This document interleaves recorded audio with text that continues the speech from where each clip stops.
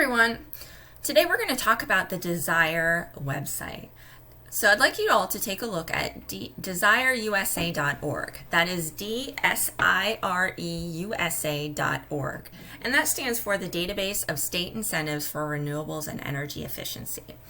And what this is, there's a lot of information available on this website. So I wanted to create this video so you can kind of get a sense of how to navigate this. So if you scroll down the home page, and you're going to see a map of the United States. And you can find policies and incentives by state. And we'll take a look at that in a minute. But if you roll over, you can click on a different state and see how many different incentives there are. But down here below, we have a couple different tabs. And I want us to take a look at the federal incentives. So if we scroll down, we find there are 28 programs that are available to you from the federal government. That's kind of a lot. So there's a lot of different things on here. If you take a look at the names of all these different programs, the categories, a lot of them are financial incentives, some of them are regulatory policies. And over here under incentives and policy types, some are corporate, some are loans, some are grants, some are tax credits. So navigating this website is really kind of challenging. So I want to show you how we can filter this. So over here on the right, we have a button that says Apply Filter. And we can sort by a lot of different categories. So if I'm interested in just a certain type of technology, you can see there's energy efficiency, energy storage, and renewable energy. This course is all about renewable energy, so if we click on that, we'll see there's a lot of different types of renewable energy that we'll be learning about this semester. Biomass, fuel cells, geothermal, hydroelectric, and so on. But this week we're talking about solar and wind. So let's click on the solar technologies. And again, there's a lot of different types of solar, as you're seeing from your reading. Daylighting, passive solar, solar photovoltaics, and so on. So we can click on all solar technologies. And we're going to apply those filters. And let's see what happens. Now we're down to just 19 entries. It's still quite a bit. I don't expect you to read every one of these or understand every one of these. But we can keep applying filters so we can see what things we're interested in. So if we look at eligible sector,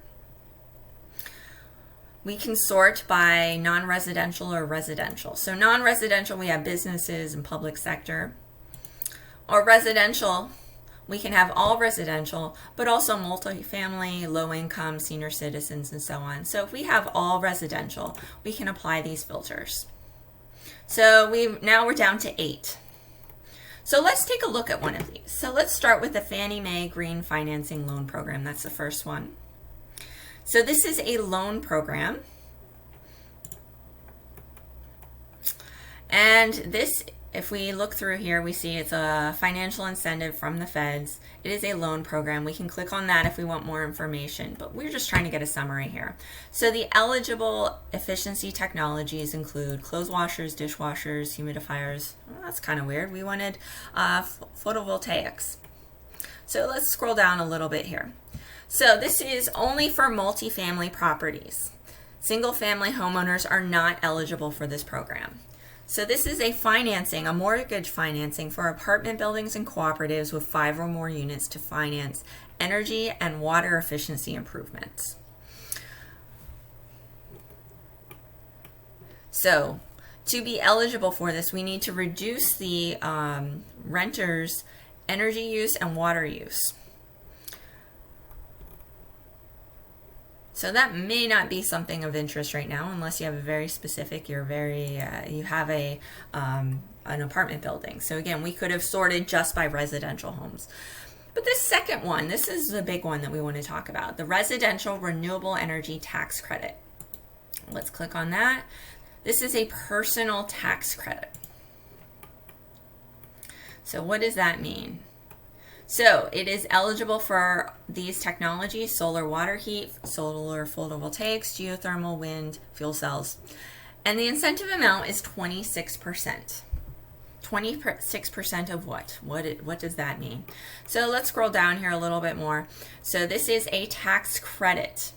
Until the end of 2019, you were eligible for 30%.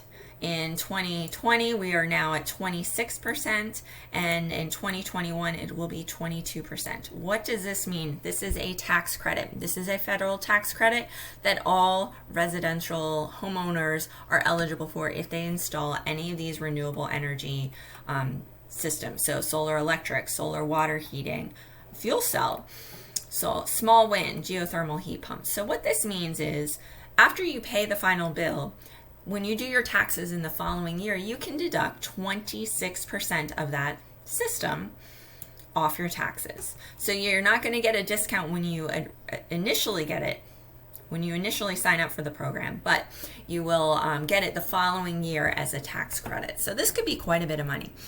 This is one of the biggest incentives. Again, this is a federal incentive, so everyone in the United States is eligible for that. And again, there's a lot of different other programs on here. Some of them are loans, some of them are grants, so on. Again, I don't expect you to read everything on there, but you can sort through them. So a couple more things I want to see on here is some of the programs, some of the resources that are available from this website. So a lot of really good information comes from this detailed summary map.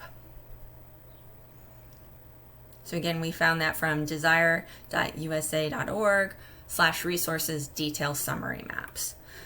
So we can see there's a lot of different things on here. So let's look at the renewable portfolio standards. This map you might see a lot of different places.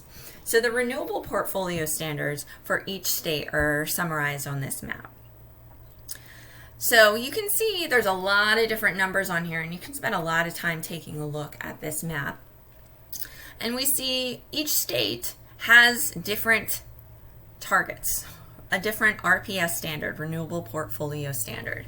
So Maine has a target of 100% by 2050. That means by 2050, Maine intends to have 100% of their energy coming from renewable sources. California has a target of 60% by 2030 and 100% by 2045. Some states don't have any targets. So this is kind of an odd thing because we don't have a federal energy policy, so each state has set their own policies. Some of these states their targets have already expired. So if you take a look at the Dakotas, you'll see 10% by 2015. Well, it's 5 years later, they haven't increased their targets. Some states like Florida, Georgia, Alabama, Mississippi, Louisiana, there are no targets. Now, does that mean there's no incentives? No, we've already seen from the federal government there are quite a few incentives eligible. Each district can also set their own standards depending on their renewable energy company or their county or their city. They've all set their own kind of targets. So how do we get to that goal? How is Maine going to get to 100% by 2050 and California 100% by 2045? How do we get there? So let's go back to our home page and let's search for a different state. So let's take a look at Maine and we'll see what kind of incentives Maine has.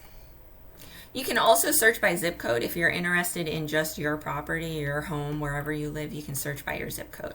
So there we go. So we see Maine has 20 different incentives. North Dakota has 14, Alaska has 17.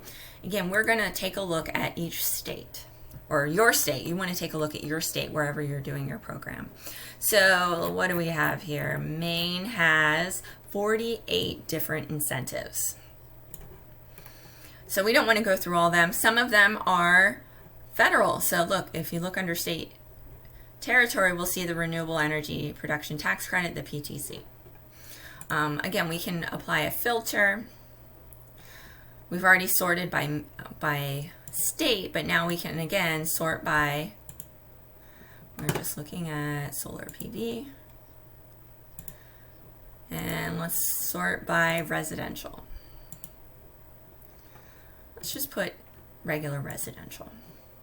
So now we're down to 14 programs. So we can take a look at these different things and you'll see some of them are federal interconnection, USDA, FHA, energy efficient mortgages. This is a way to incentivize or provide low interest mortgages or able to finance it.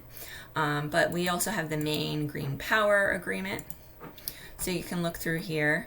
This is eligible for geothermal, solar, PV, wind, so on.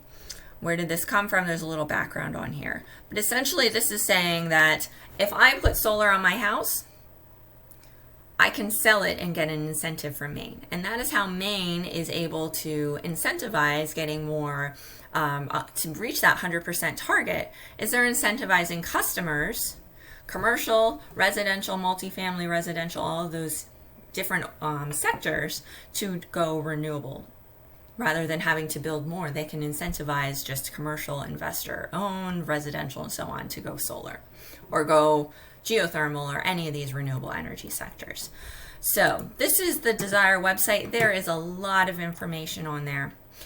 It can be a little overwhelming, but I encourage you to take a look at your state and look at some of the different programs, but also take a look at the resources available under the detailed summary maps. These are really helpful to take a look at, especially the renewable portfolio standards. And it makes it really nice to visualize what's going on in the different states. And it's really challenging without a federal energy policy to take a look at all that different stuff. How do we don't have a single baseline. So thank you for listening. If you have any questions about navigating this website, please feel free to reach out to me. Thanks.